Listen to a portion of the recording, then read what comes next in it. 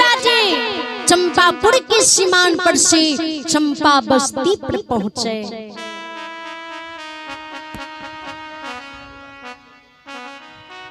वही समय में ज्योति बाबा के जमते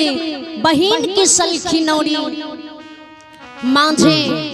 दरवाजा पर खार भाग के 24 नजर खिरावे। माली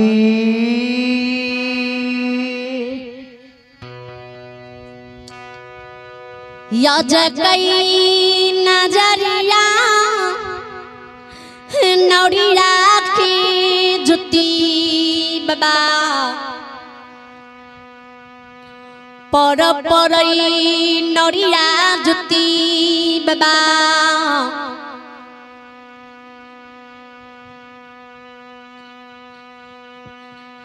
के मुख देखई मन में सोचई दिल में छोगनई जियो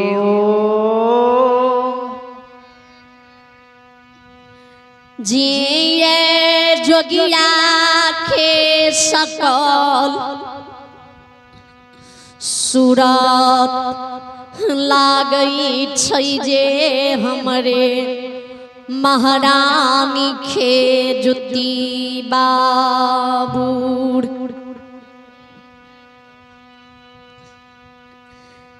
लागई छैया ज्योति कके बारो ब्रस के दली में पुरी गेले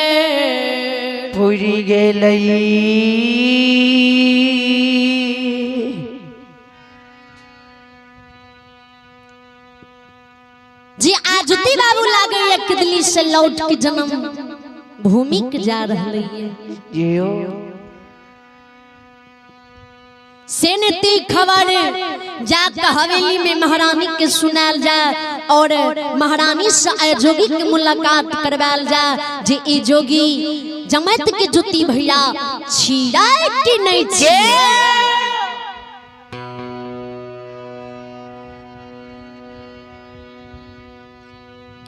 कवि गोसाई जी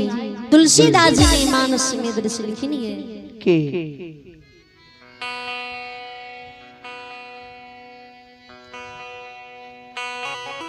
मानवे मानवे सब एक है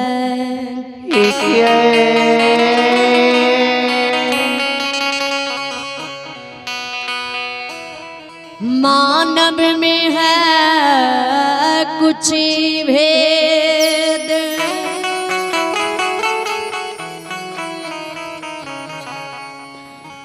कुछ मानव में देवी बसते हैं कुछ में बसे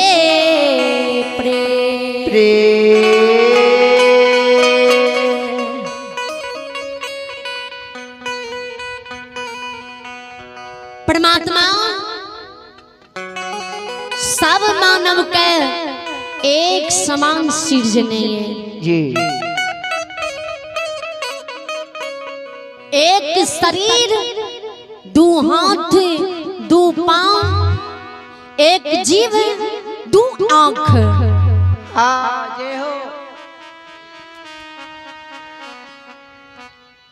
लेकिन मानव में कुछ भेद है जी। कुछ मानव भगवान की भक्ति पूजा आराधना करी है और कुछ मानव दैत्य भूत की भक्ति पूजा करी है जी।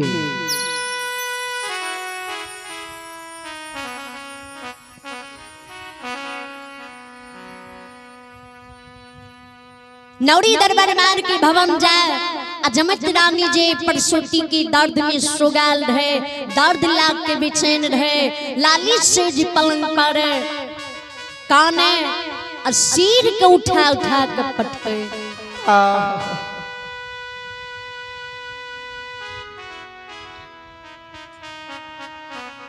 रानी सिरहान में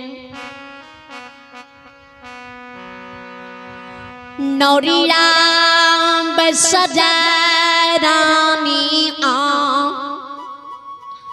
आँख के आंसू पोछई हे यो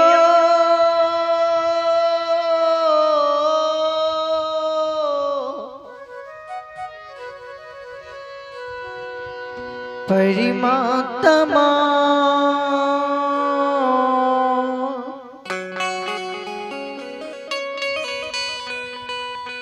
मुख से बोले रानी के बोल भरोस दे दिल में धैर्य दे हे चंपापुर नगरी की महारानी किया काने छिए किया आधरे जो होई छिए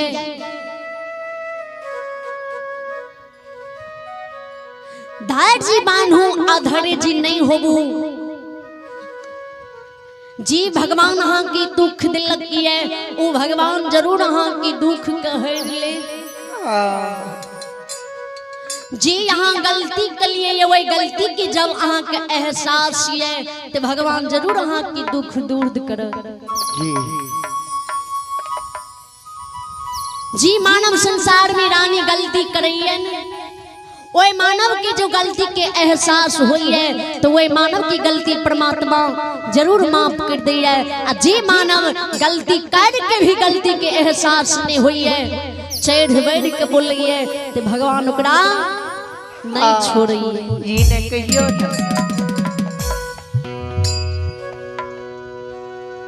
जब अहाँ के गलती की पछतावा या गलती के एहसास है तो जरूर भगवान अहाँ की दुख दूर करत। लेकिन एक सूचना लाग अलो ये जी आ नगर में एक जोगी अले है जोगी के सकल सूरत मोहनी मूरत लागे है जो अहाँ के जुती भैया रहे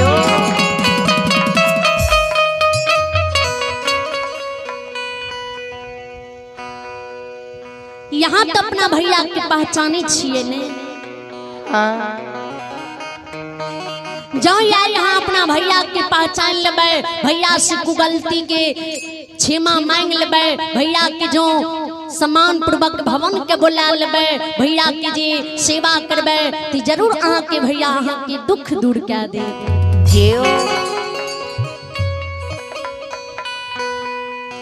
भैया अहाँ के महान भक्त महान पुजारी जय भक्ति जय पुजारी की जति वर्णन निकाल जा उतनी कम है।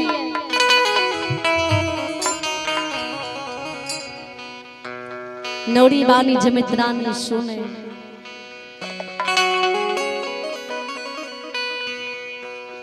आंख से आंसू गिरे बाकी के कान है नौरी से जवाब करेगे सलखी ये नौरी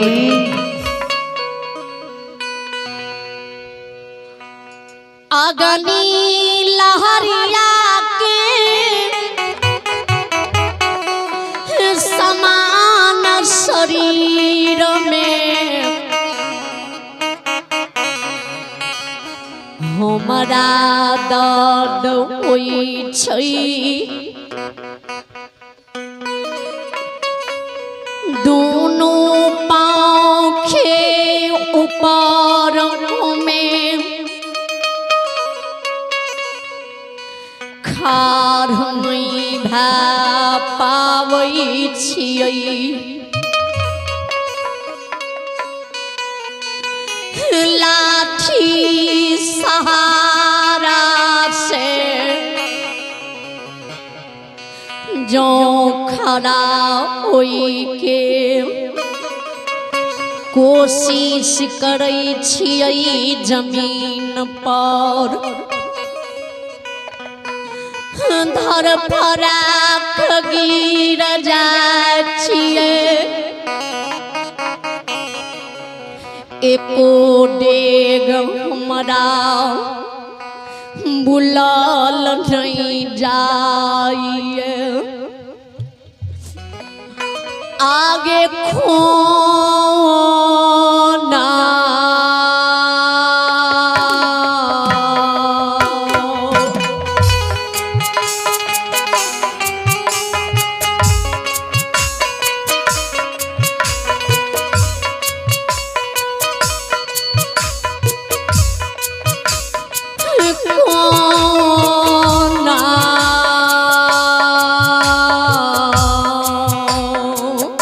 जियो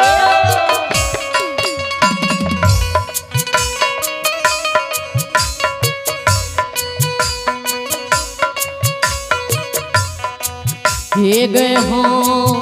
हों में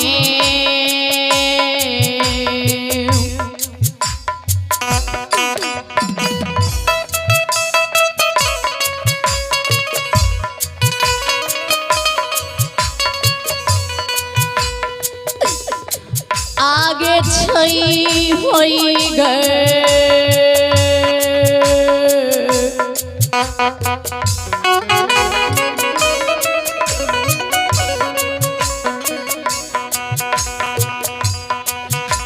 नवा हरिया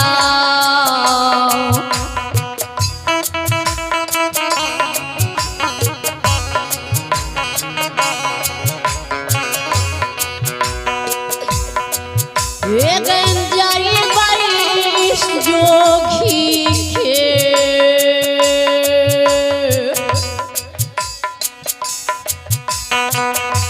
न जा गई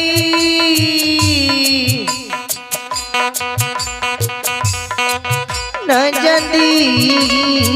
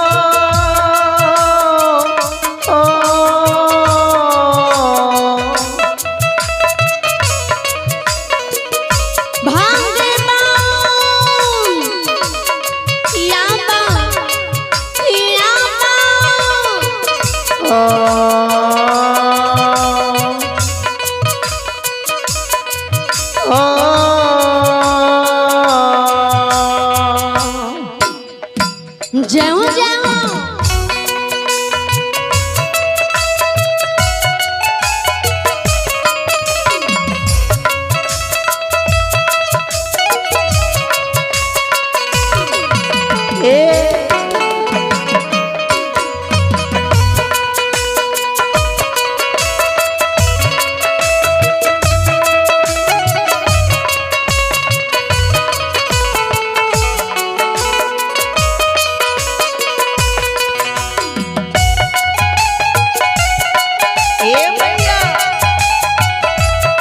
जय हो भगवान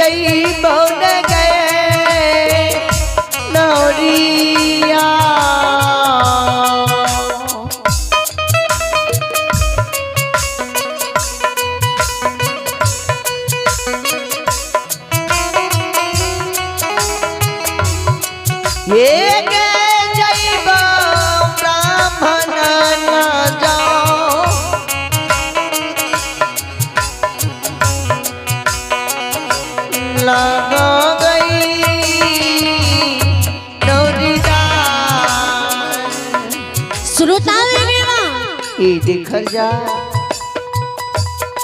जमती रानी जी के कोना काम जोगी के नजदीक जेबे जो ने जोगी के बोले ने आई है तो नौरी के रानी जोगी हमरा बोले ने से थुड़बे ते जोगी 10 दुआरी होई है 10 द्वार मांगते चांगते आहा के द्वार आत कि नहीं हो याद आहा कास उठा के जोगी के नजदीक चल जेबे त की भाजा हे रानी मां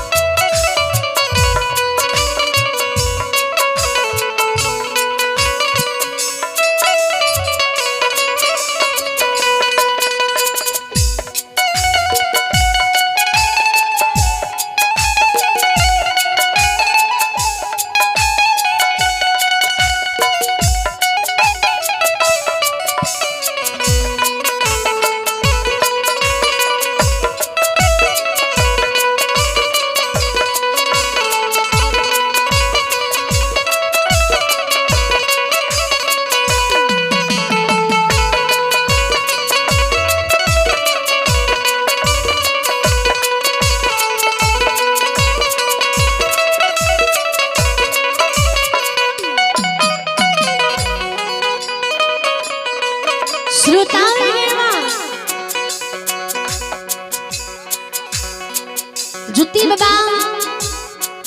कि बहन के सलखी कह रानी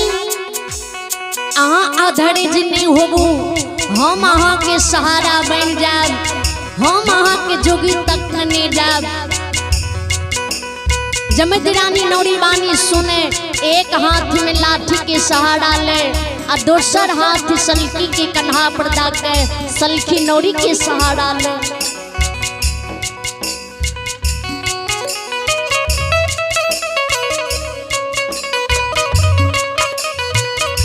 काना ले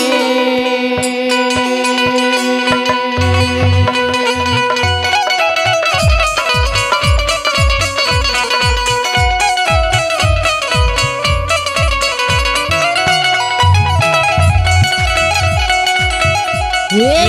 रानी काना ले खिजा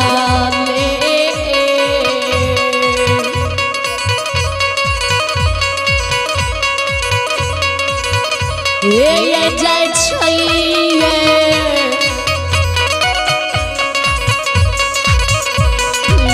जमतिया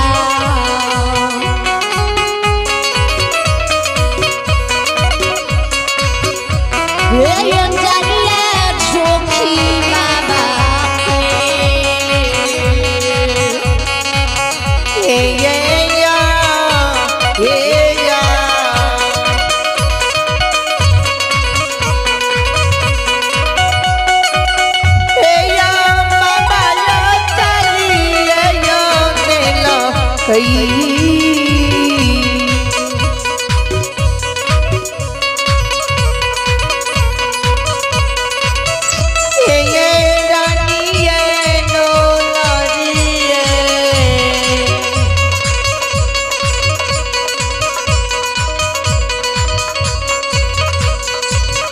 ये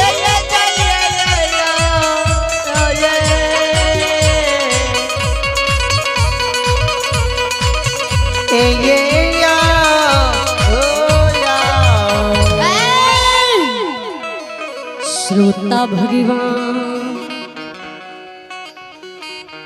आइए श्रद्धालु के नाम सुने आया है यज्ञकर्ता सूर्य राजकुमार महतो के धर्म पत्नी रेणु देवी उसका लड़का प्रदीप मंडल और चंदन मंडल श्रद्धा दिल से शानदार 201 रुपए के दान दिए। इन्हें नीरो देवी और चंदन कुमार और प्रदीप मंडल को भगवान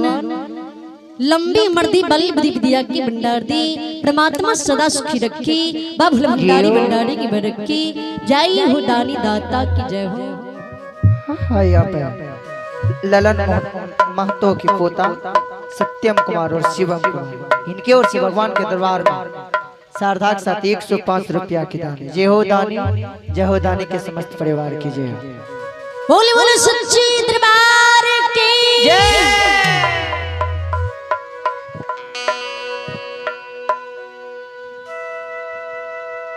नौरिया सहारा लेने जमतिया जुती बाबा नजदीक जुमई जुती बाबा जोगी रूप तपस्या के सकल सुरात के लहारई आँख से आंसू गिर गिरई ने यो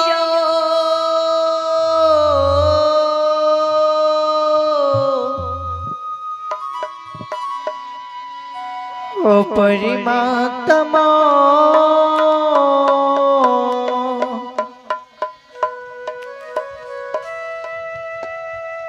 मन मन सोचे दिल में छोगने हजार बिजार काने जाए जोगी की शकल सूरत लागी है जी हमरी जुती भैया अच्छी है।